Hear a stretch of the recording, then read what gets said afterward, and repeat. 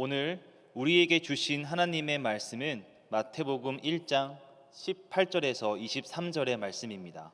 신약 성경 1면에 있습니다. 마태복음 1장 18절에서 23절의 말씀을 제가 봉독하겠습니다. 예수 그리스도의 나심은 이러하니라.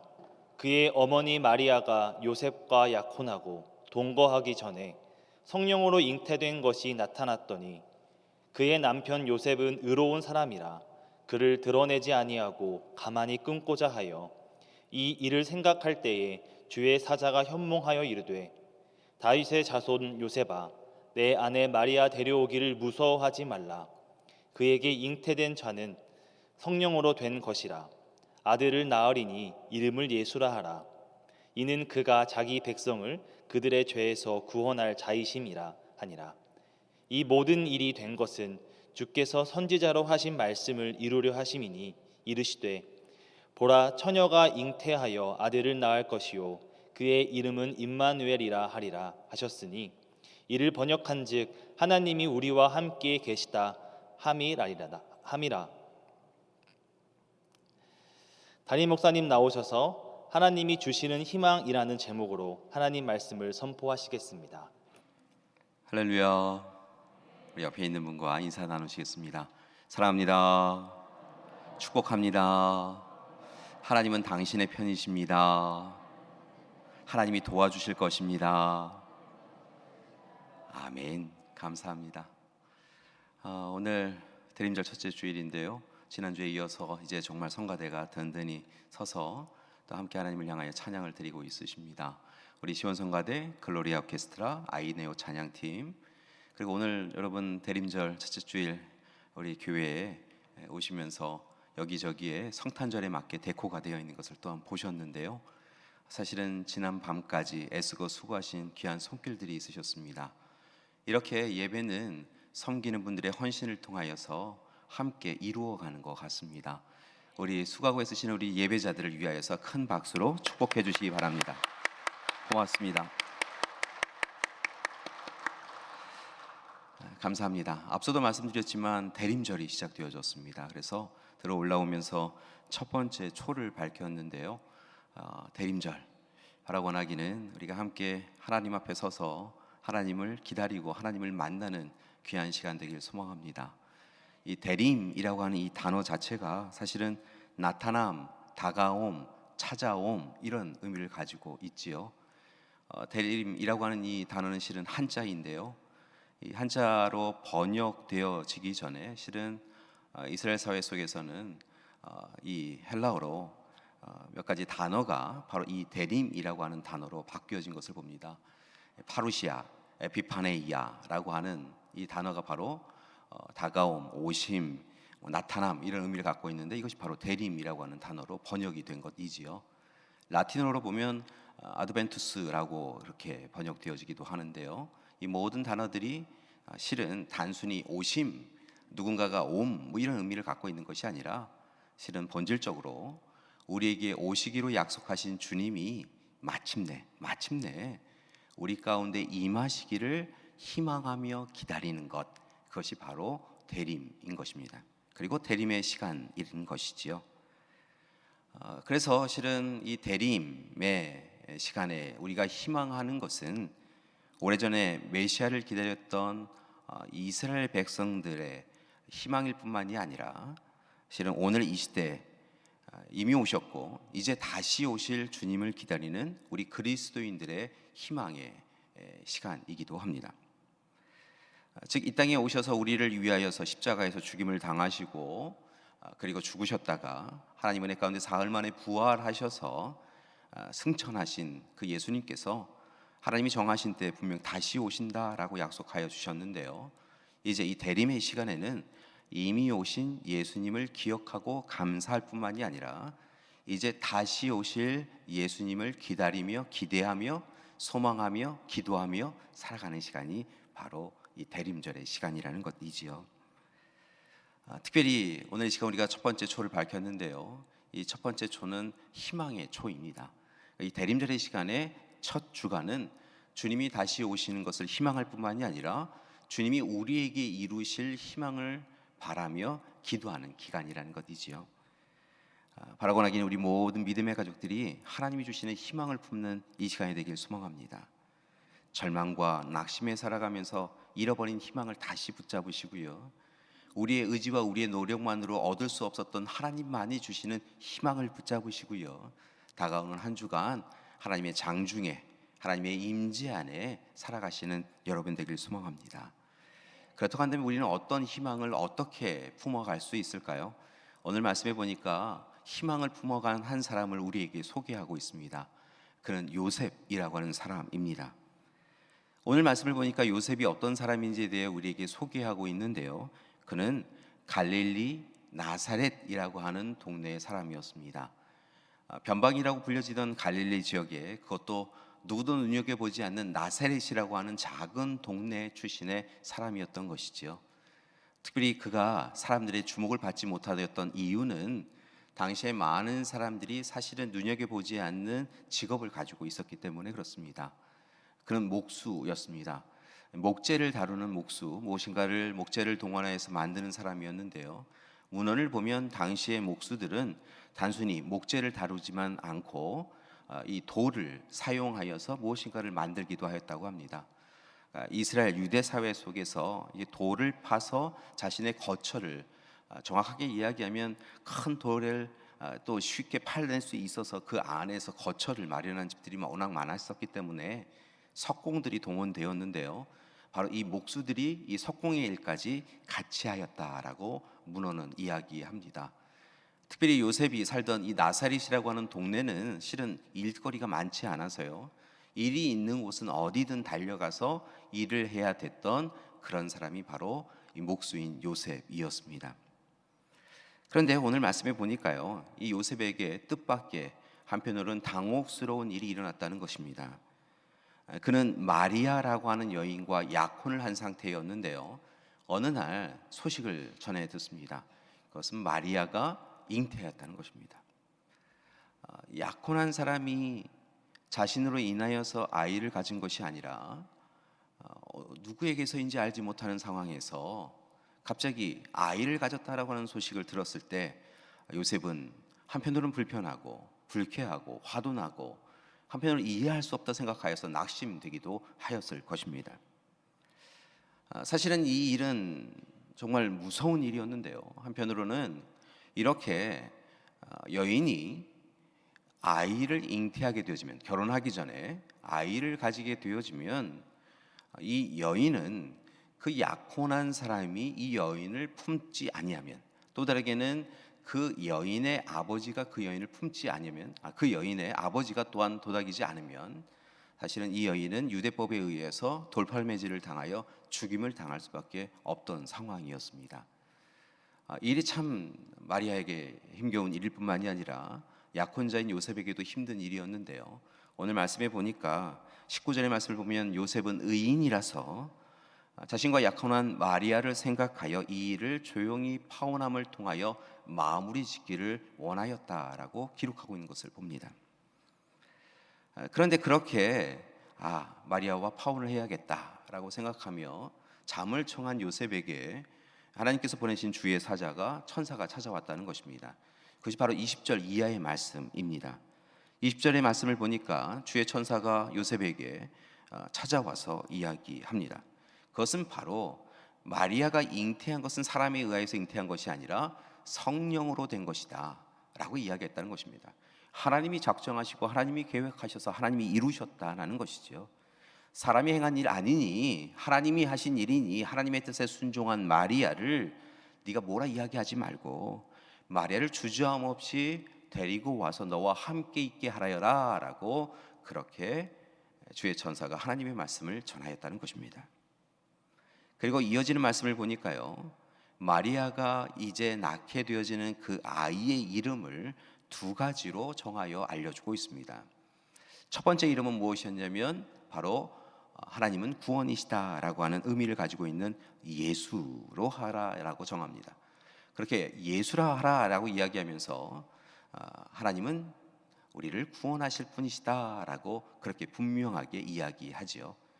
예수라고 하는 이름은 사실은 구약 시대에는 여호수아라고 불려지기도 하였는데요, 당시에도 이 예수라고 하는 이름은 아마 50여 명 정도 있었을 것이다, 뭐 이렇게 추측하는 신학자들도 있습니다. 그들 모두 다 하나님은 구원이시다라고 하는 의미를 가지고 있었는데요. 분명한 것은 똑같이 이름을 가졌던 예수라고 하는 다른 사람들과는 달리 오늘 이 시간 예수라 하라라고 불려지며 이 마리아로 하여금 잉태되어진 그 아이는 분명하게 하나님의 은혜 가운데 이 땅에 구원을 이루기 위하여 오신 메시아이다라고 하는 것을 성경은 이야기하고 있습니다. 요셉에게 아이의 이름을 예수라라고 이야기해 주면서 그 예수님이 바로 너희가 기다리던 메시아이다, 구원자이시다 라고 명백하게 알려준 것이죠. 예수라고 하는 이름을 전해준 이후에 두 번째 이름을 또 다르게 천사가 알려주는데요. 말씀을 보니까 그것은 바로 하나님이 우리와 함께 하신다라고 하는 뜻을 가지고 있는 임마누엘로 정하라라고 이야기하고 있는 것을 봅니다.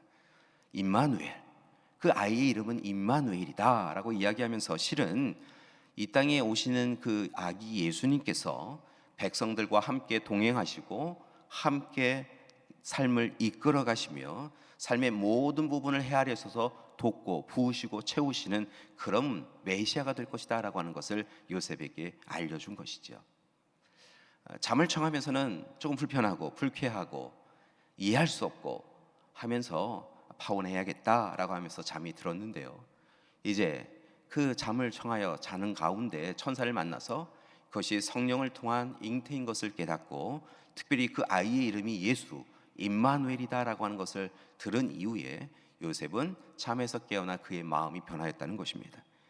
그리고 오직 하나님의 말씀에 순종하였다라고 성경은 증거합니다. 이 순종은 참 놀라운 순종인데요. 사실은 이 순종을 성경에 보면 마리아도 행하였다라고 기록한 것을 볼 수 있지요. 마리아가 어느 날 갑자기 가브리엘 천사가 찾아와서 내가 잉태할 것이다 라고 이야기합니다. 사실은 잉태하면 앞서도 말씀드렸지만 죽임을 당할 수 있는 일인데요. 마리아가 이렇게 이야기합니다. 참으로 두려운 일이었지만요, 뭐라 이야기하냐면 주의 여종이오니 말씀대로 내게 이루어지이다 라고 그렇게 순종합니다. 이해할 수 없고 받아들일 수 없는, 그리고 있을 수 없는 일이지만 하나님이 그리하신다니 예, 그리하겠습니다. 하나님의 말씀이 제게 이루어지기를 믿습니다. 원합니다. 라고 하였다는 것이지요. 마리아의 고백, 요셉의 고백, 그들의 순종, 그리고 마침내 그들이 아이를 낳았고 그 아이의 이름을 예수라고 부릅니다. 그렇게 마리아는 하나님의 말씀에 순종함을 통하여서 오랜 시간 자신의 소망일 뿐만이 아니라 자신의 가문의 소망이고 이스라엘 백성들의 전체의 소망이었던 메시아 오심을 이루어 갔던 것입니다. 만약 그 시간에 요셉이 거절하고 받아들이지 아니하였다고 한다면 하나님의 계획이 이루어지지 않았겠지요. 놀라운 것은 이 모든 일을 요셉은 하나님의 말씀에 순종함을 통하여 이루어 갔다는 것입니다. 특별히 이 모든 모습을 보면 하나님께서 이 예수님을 통하여 이루시고자 하셨던 하나님의 꿈과 비전, 즉 백성들을 구원하신다라고 하는 것, 이 모든 일이 결국은 요셉을 통하여 이루어졌고, 이 요셉의 삶만 구원한 것이 아니라 이스라엘 백성들, 그리고 실은 저와 여러분을 비롯한 모든 인류를 구원에 이르도록 이끌어 갔던 것을 봅니다. 사랑하는 여러분, 오늘 이 시간 이 요셉의 순종을 통하여 우리에게 깨달음이 있고 우리 또한 도전의 시간이 되기를 소망합니다. 하나님의 약속이 우리 가운데 온전히 이루어지기를 소망하신다고 한다면 때로는 부당하고 때로는 이해할 수 없고 때로는 참으로 왜 이렇게 되어지나 라고 하는 근심되는 일일지라도 하나님의 말씀에 순종하여서 하나님의 뜻을 이루어감을 통하여 하나님의 꿈과 비전이 마침내 우리에게 이루어지는 놀라운 시간을 경험하시는 여러분이 되기를 소망합니다. 여러분, 사실 이렇게 우리가 함께 이야기하는데요, 당시에 요셉의 마음이 어땠을까라고 생각하면 참 복잡하였을 것 같습니다. 복잡하였기에 어떻게 이렇게 쉽게 순종할 수 있었는가 아무리 하나님의 말씀이라고 하지만 이 모든 일이 자신과 자신의 가문에 대하여서 어려운 상황에 처하게 할 수 있는데도 불구하고 어떻게 이렇게 쉽게 순종할 수 있었을까라고 생각하면서 말씀을 묵상하는데요. 결국은 그가 그렇게 순종할 수 있었던 이유는, 단호하게 명쾌하게 일순간에 순종할 수 있었던 이유는요, 그가 하나님의 말씀을 잘 알았고 하나님의 말씀을 기억하였고 하나님의 말씀이 자신을 통하여 이루어지기를 소망하였기 때문인 것을 봅니다. 특별히 그가 기억하였던 것은 이사야 7장의 말씀이었습니다. 이스라엘 백성들, 유대인들이 끊임없이 메시아를 소망하면서 메시아 오심을 기다리면서 묵상하던 구절 중에 하나인데요, 이사야 7장의 말씀을 조금 이해하려고 하면 그 시대적 배경을 우리가 먼저 알아야 합니다. 이사야 7장의 말씀을 우리가 함께 살펴보면요, 아주 특별한 사건이 당시에 있었던 것을 봅니다. 실은 힘겨운 시간이 그때 있었습니다. 이사야 7장의 배경은 남유다 아하스 왕 때 이야기인 것을 봅니다. 남유다를 배경으로 이야기하고 있는 것이고요, 특별히 아하스 왕이라고 하는 시대의 이야기라는 것이지요. 아하스 왕이, 그리고 남유다가 위기에 처합니다. 어떤 위기였냐면 이제 전쟁의 위기였습니다. 실은 이 당시에 아시리아 제국이 신흥 강국으로 커져가고 있었습니다. 처음에는 사실은 작은 국가라고 생각이 되었는데요, 점점 힘이 세어지더니 당시에 근동의 모든 국가들을 점점 정복해가는 강대한 국가가 되었습니다. 그리고 아시리아가 침입해 온다라고 하는 소식을 들으면 많은 사람들이 두근거리고 힘겨워하고 공포에 떨 수밖에 없게 되어졌지요. 아시리아가 점점 커져간다라고 하는 이야기를 듣고 시리아와 북이스라엘이 연합군을 동맹합니다. 연합군을 만들어냅니다. 그렇게 해서 함께 이 아시리아가 더 커져가기 전에 그들과 전쟁을 벌여서 그들을 무너뜨리자라고 하는 것이 시리아와 북이스라엘의 계획이었다는 것이죠. 그런데 이렇게 생각해 보니까요, 이 자신들 뒤에 있는 이 남유다가 행여 자신들을 해치면 위기에 처할 수 있으니까 이 남유다에게 함께 이 아시리아를 치는 일을 함께 하자라고 그렇게 제안을 합니다. 그러니까 아시리아에 반대하여서 시리아, 북이스라엘, 남유다가 함께 연합군을 만들자라고 이 남유다 아하스 왕에게 청하였다는 것이지요. 그런데 아하스 왕이 그 이야기를 듣지 않습니다. 오히려 이 일을 어찌해야 되나라고 하며 근심을 하며 그냥 있었다는 거죠. 그러자 이 시리아와 북이스라엘의 연합군이 아시리아를 치기 전에 먼저 이 남유다부터 치자라고 하면서 쳐들어옵니다. 이 함께하지 않겠다라고 하는 이야기를 했다가요, 오히려 먼저 공격을 당하기 시작하였다는 것이죠. 이제 아하스 왕은 두려움에 빠져서 이사야 선지자를 부릅니다. 그리고 이 일을 어찌 해야 됩니까? 라고 하며 근심하며 물었는데요, 이사야가 하나님의 말씀을 전합니다. 염려 마십시오. 근심하지 마십시오. 하나님께서 우리와 함께 하십니다. 왕과 함께 하십니다. 남유다와 함께 하십니다. 그러니 염려하지 마시고 전쟁을 치르십시오. 그러면 하나님께서 우리의 편이 되어 주셔서 시리아와 이스라엘의 연합군을 이기게 해주실 것입니다. 힘내십시오. 이렇게 이야기했다는 것입니다. 그러면서 하나님께서 징표를 주시겠다라고 하십니다 라고 이야기하지요. 그런데 이 이야기를 들은 아하스 왕이요, 거절하고 거부합니다. 왜냐하면 아무리 생각해 보아도 북이스라엘과 시리아의 연합군이 자신들보다 강대하였기 때문에 그렇습니다. 아무리 싸움을 잘한다고 하여도 이길 수 없다라고 생각하였던 그는, 자신의 판단과 기준으로 이 일은 무리다라고 생각한 그는 이사야를 통해 전해지는 하나님의 말씀을 경홀하게 여기고 하나님의 뜻을 찾지 않았다는 것입니다. 그는 해서는 안 될 일을 행하였던 것이지요. 그리고 하나님의 징표를 거부합니다. 이미 전쟁은 끝이 났습니다. 우린 이길 수 없습니다라고 이야기하면서 하나님이 뭐라 이야기하시든 나는 듣지 않겠습니다라고 하며 하나님의 징표도 거절하지요. 여러분, 그 징표가 무엇이었는지 아십니까? 말씀을 보니까요, 오늘 말씀에서 이야기하는 이사야 7장 14절의 말씀이 바로 그 이야기입니다. 그것은 바로 동정녀를 통한 아이의 탄생입니다. 그리고 그 아이의 이름이 임마누엘이다라고 이야기하는 것이죠. 하나님께서 동정녀를 통하여서 아이를 낳게 주실 텐데요, 그 아이의 이름은 임마누엘이라고, 그러니 하나님께서 너희와 함께 하신다라고 하시며 우리를 지켜주실 것이라고, 전쟁에서 승리하게 해주실 것이라고 그렇게 이사야는 전하였는데요, 징표도 거부하고 하나님의 돌보심도 거절하고 그렇게 아하스가 행하였다는 것이죠.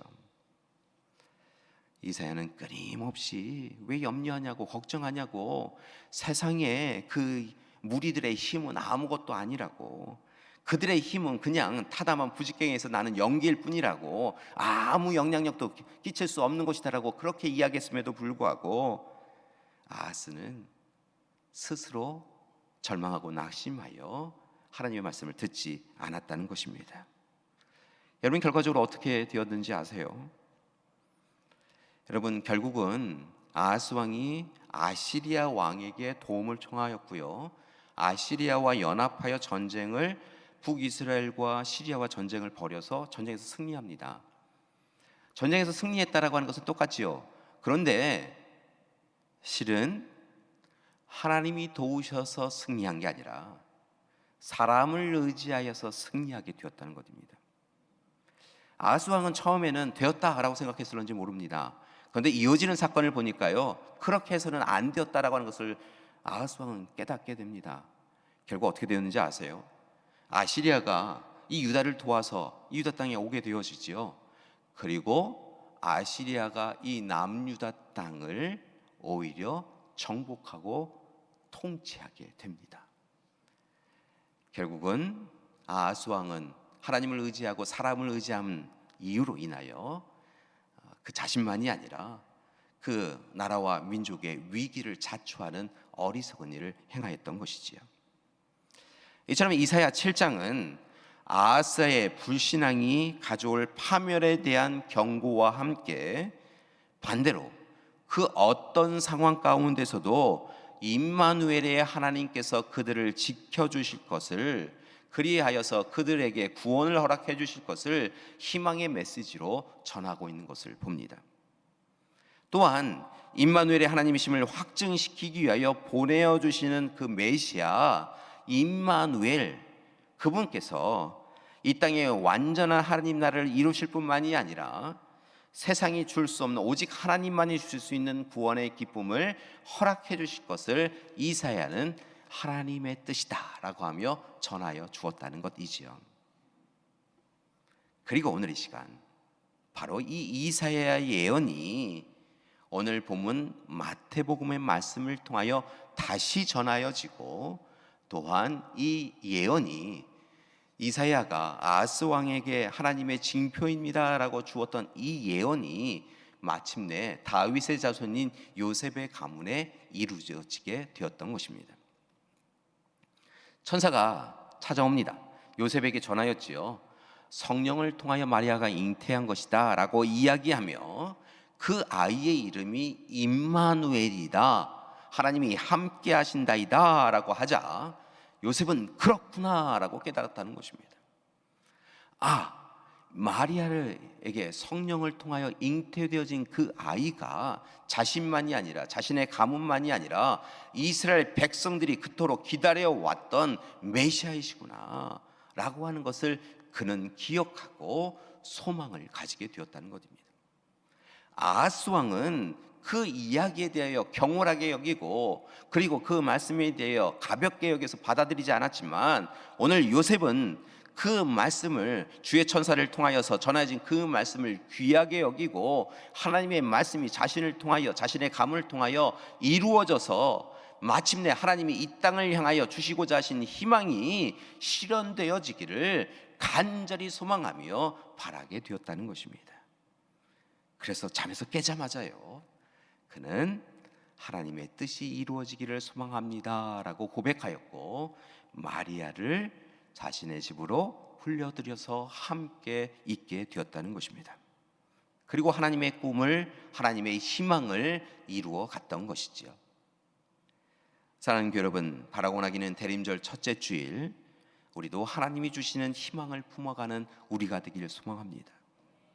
사랑하는 교회 여러분, 특별히 고난과 고통의 시간을 보내고 있는데요, 우리 모두 다 작고 크고 하는 무거운 짐을 지고 인생길을 걸어가면서 힘들다라고 하면서 살아가고 있는데요, 하나님께서 오늘 이 시간 그렇게 살아가는 우리를 절망 가운데 두지 아니하시고 오늘 이 시간 희망의 하나님 되어주신다고 하시니까, 오늘 이 시간 우리의 구원자 되어주신다고 약속하여 주시니까, 하나님께서 우리와 함께 하시는 하나님 되어주신다고 약속하시니까, 하나님 앞에서 오늘 이 시간 절망과 낙심의 일을 오늘 하나님 앞에 다 아뢰어드리고 하나님이 주시는 희망을 품어가는 우리가 되기를 소망합니다.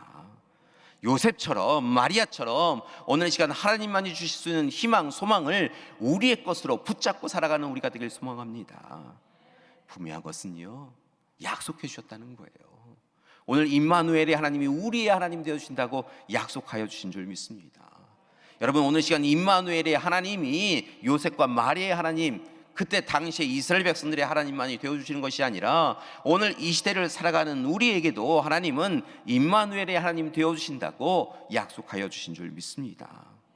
그러니까요, 오늘 이 시간 우리 가운데 찾아오신 아기 예수님을 영접하여 드리고, 그 예수님, 구원자이신 예수님이 허락하여 주시는 그 구원의 소식 꽉 붙잡고 임마누엘의 하나님이 우리를 통하여 이루시고자 하시는 그 희망을 그대로 이루어지기를 소망하며 살아가는 우리가 되기를 소망합니다. 분명한 것은요, 교회를 통하여 하나님은 희망을 이루어 가신다는 것입니다. 여러분, 세상의 권력과 힘과 명예 붙잡고 있으면 뭔가 될 듯 하는데요, 그 아무리 붙잡고 있어도요, 진정으로 우리 가운데 이루어지는 그 희망은 잘 안 이루어지더라고요. 진짜 희망이 이루어지는 것은요, 우리가 하나님의 약속을 붙잡고 하나님이 우리를 통하여 이루시고자 하시는 희망을 품고 기도할 때 진정한 희망이 이루어지게 되어진 줄 믿습니다. 그래서 진짜요, 교회에서요, 희망이 이루어지는 거예요. 여러분, 오늘 시간 예배자로 설 때 하나님께서 우리를 통하여 희망을 이루어 주실 줄 믿습니다. 하나님 앞에 아뢰고 청하고 기도할 때 하나님께서 여러분에게 약속하신 그것을 잊지 않고 분명히 이루어 주신다는 거예요. 여러분의 자녀들에게 약속하신 것을 이루어 주실 줄 믿습니다. 여러분, 때로 우리는 우리의 자녀들보다 일찍 하나님의 부르심을 받기에 우리의 자녀들을 평생 끝까지 책임질 수 없지만요, 우리의 자녀들을 하나님께서 책임져 주시고 하나님께서 그들을 통하여 하나님의 희망을 이루어 주실 줄 믿습니다. 우리가 간구하고 청하고 기도할 때 하나님께서 우리에게 주신 약속, 우리 자녀에게를 통하여 이루신다고 하신 그 약속을 때로는 우리도 잊고 우리 자녀도 잊을지 몰라도 하나님은 잊지 아니하시고 기억하여 주셔서 하나님께서 그 약속을, 희망의 약속을 이루어 주실 줄 믿습니다. 그러니까 오늘 이 시간 다시 하나님 앞에 서서 우리 가운데 찾아오시는 예수님, 우리 가운데 찾아오시는 임마누엘 하나님을 받아들이고 품고, 그리고 오늘 이 시간 함께 희망을 위하여, 하나님 주시는 희망을 위하여 기도하며 살아가는 우리가 되길 소망합니다. 생각해 보니까요, 지금까지 우리의 삶의 모든 시간들 가운데 하나님께서 우리와 함께 하셨던 것을 봐요. 하나님께서 우리에게 구원자 되어 주셔서요, 죄로 인하여서 죽음에 이를 수밖에 없는 우리를요 구원해 주셨지요. 여러분, 우리는 이제 죽음에 가두어진 존재가 아닙니다.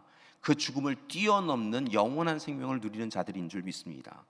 이 땅에 순례자의 인생 마감되어지는 그 시간에 여러분, 두려워하지 않을 것은 하나님께서 우리의 손을 붙잡고 이 땅 살아가셨던 것처럼 우리의 삶 붙잡고 우리의 손 붙잡아 주시고 하나님 나라 영원한 처소로 이끌어 주실 줄 믿습니다.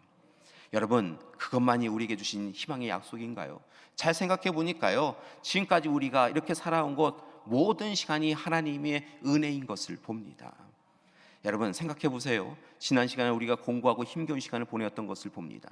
몸의 연약함으로 힘든 시간이 있었습니다. 마음의 상처로 어찌할 수 없었던 그런 시간들이 있었지요. 돌아보면요, 지난 시간들 가운데서도 한숨과 탄식으로 아침과 밤을 채워갔던 날들이 수두룩합니다. 그런데 놀라운 것은 그 모든 시간들 가운데 지금 이렇게 살아갈 수 있는 것은요, 하나님의 은혜였다는 것이지요. 하나님께서 우리의 삶을 역전시켜 주셨다는 것입니다. 우리는 우리의 질병을 어찌할 수 없는데요, 하나님, 우리의 몸을 창조하신 하나님께서 우리의 몸을 치유해 주셨지요. 공고하고 힘겨운 삶, 그래서 어찌해야 될지 알지 못하는 그 인생 가운데 탄식하는 우리의 입술을 주장하여 주셔서 하나님께서 기쁨과 감사로 찬양 드릴 수 있도록 우리의 삶을 바꾸셨던 하나님이시라는 것입니다. 하나님은 역전시켜 주시는 하나님이세요. 하나님은 바꾸어 주시는 하나님이세요. 여러분, 우리가 하나님의 약속을 잊지 않고 희망을 붙잡고 살아가면 하나님은 우리의 그 믿음을 보시고 우리의 희망을 바라보는 그 시선을 바라보시고 이루어 주시는 하나님이시라는 것입니다.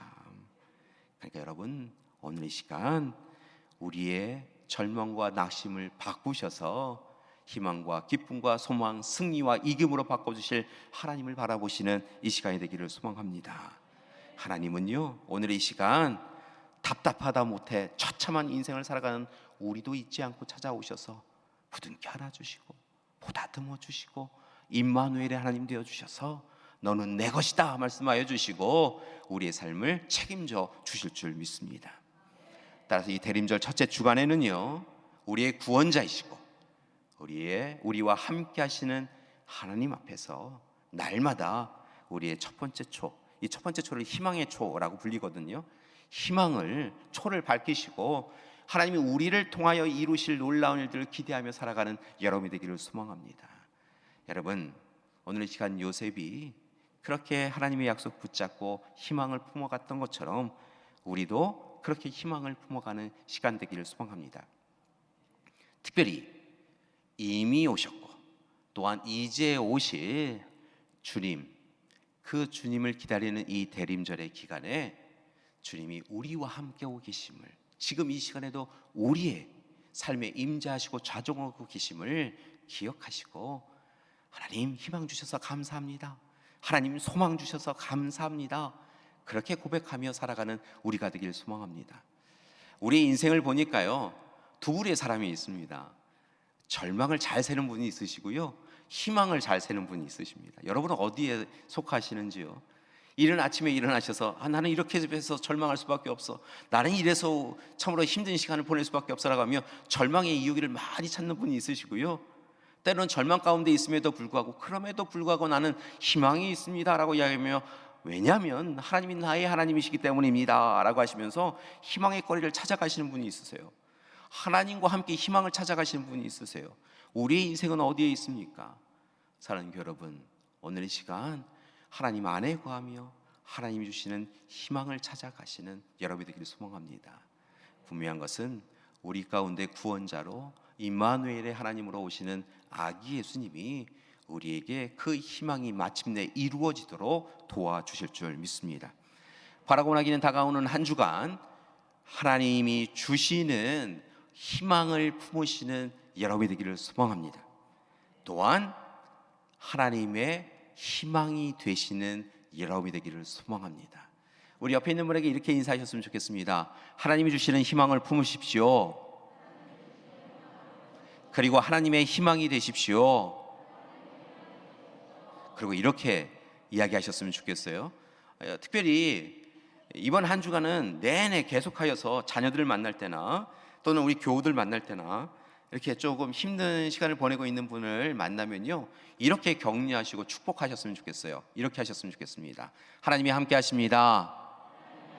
잘 될 겁니다. 임마누엘의 하나님께서 함께 하십니다. 잘 될 겁니다. 사랑하는 여러분, 잘 될 겁니다. 하나님이 우리의 하나님 되어주셔서 잘 될 겁니다. 이 대림절 첫째 주간 우리 가운데 찾아오시는 아기 예수님을 영접하여 모셔드리고 그 아기 예수님을 통하여서 우리에게 주시는 하나님의 희망을 이제는 온전히 누리는 우리 믿음의 가족들 되시기를 간절히 기도드립니다. 이 시간 우리의 바람과 고백을 하나님께 드리기를 소망합니다. 그래서 찬송 하나를 하기를 원하는데요, 찬송의 제목이 이렇습니다. 원하고 바라고 기도합니다 입니다.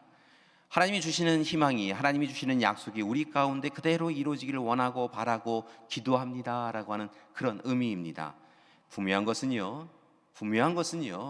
우리 스스로는 어찌할 수 없는 절망의 상황일지라도 하나님이 우리와 함께 하시면 하나님께서 그 일을 통하여 우리에게 감사합니다 고백할 수 있는 역전의 역사를 이루어 주실 줄 믿습니다. 함께 찬양하시겠습니다.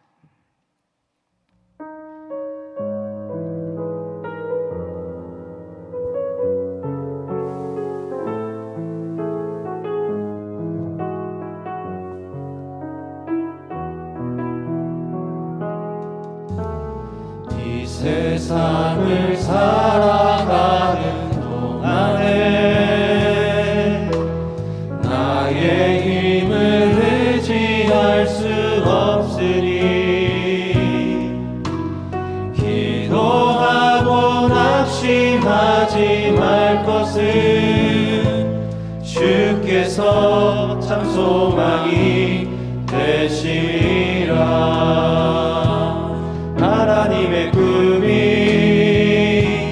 나의 비전이 되고 예수님의 성품이 나의 인격이 되고 성령님의 권능이 나의 능력이 되길 원하고 바라고 기도합니다. 주의 길을 걸어가는 동안에 주의 길을 걸어가는 동안에 세상의 것 의지할 수 없으니 감사하고 낙심하지 말 것은 주께서 참 기쁨이 되시리라. 하나님의 꿈이 나의 비전이 되고 예수님의 성품이 나의 인격이 되고 성령님의 권능이 나의 능력이 되길 원하고 바라고 기도합니다. 하나님의 꿈이 나의 비전이 되고 예수님의 성품이 나의 인격이 되고 성령님의 권능이 나의 능력이 되길 원하고 바라고 기도합니다.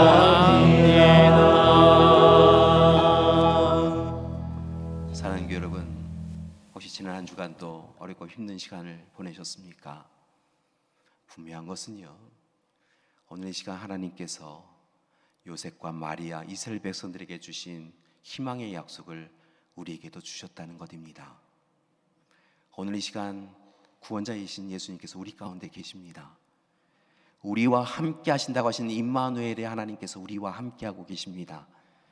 따라서 오늘 이 시간 하나님의 약속의 말씀을 붙잡고 우리가 절망하고 낙심하지 아니하고 하나님의 은혜와 사랑 사모하며 하나님의 능력과 권세 오늘 시간 우리에게 임하기를 소망하며 기도하면 하나님께서 잊지 아니하시고 찾아오셔서 우리에게 약속을 이루어 주실 줄 믿습니다. 사랑하는 교회 여러분, 다가오는 한 주간 하나님께서 놀라운 일을 우리 믿음의 가족들에게 이루어 주실 줄 믿습니다. 우리의 가정에 이루어 주실 줄 믿습니다. 이 대림절 첫째 주간에 희망을 잃지 않고 절망 가운데서도 기도할 때 하나님께서 아기 예수님을 보내주심 통하여 우리에게 놀라운 사랑의 역사를 이루어 주실 줄 믿습니다. 우리에게 하나님의 희망이 있습니다. 우리에게 하나님이 주시는 은혜가 있습니다. 그 은혜 붙잡고 살아가시는 우리 믿음의 가족들 되시기를 간절히 기도드립니다. 함께 기도하시겠습니다.